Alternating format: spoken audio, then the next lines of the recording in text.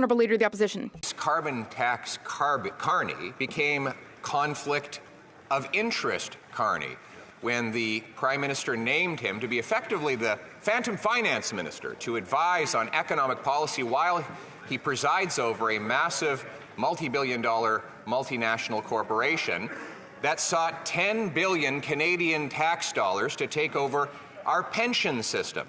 He's got a $2 billion loan for a friend, and now we learn that the economic task force he heads up has only one person. Isn't he a walking, talking conflict of interest? The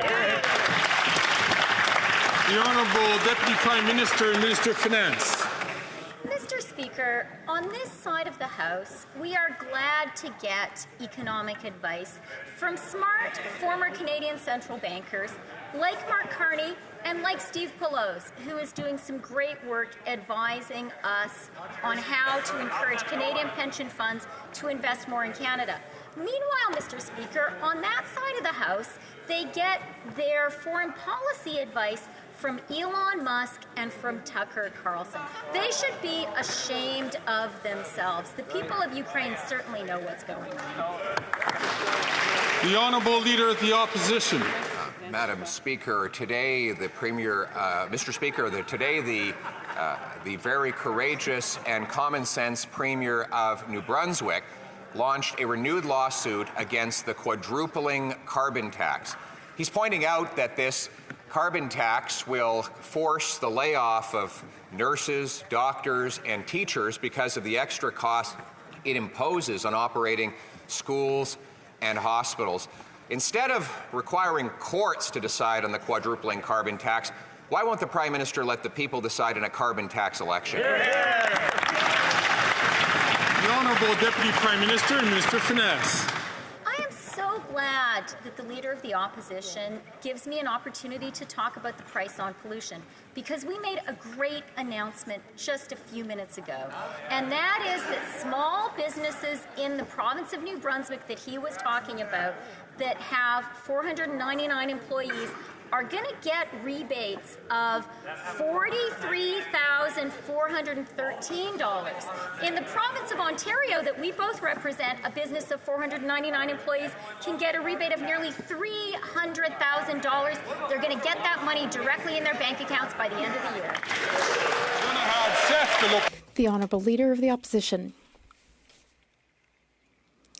Mr. Speaker, after 9 years of this Liberal bloc, they have doubled the debt, increased taxes. After these 9 years, seniors are struggling to pay the bills. Record numbers of seniors have to go to food banks to eat. They're struggling to pay rent since the cost of housing has doubled. Their children and grandchildren can't buy a home like they would have been able to in other times. Will the government accept our common sense plan? We want to fix the budget and axe the tax so that our seniors can pay their bills with dignity. The Honourable Deputy Prime Minister and Minister of Finance. Mr. Speaker,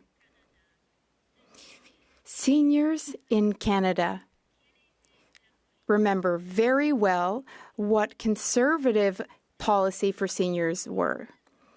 They remember that in Davos, Prime Minister Harper announced that he would increase the retirement age from 65 to 67.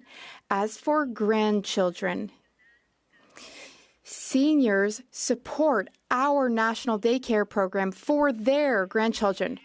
We will work for them and for their grandchildren. The Honourable Leader of the Opposition. Mr. Speaker, the Bloc Québécois leader keeps picking fights and squabbling with the government of Quebec.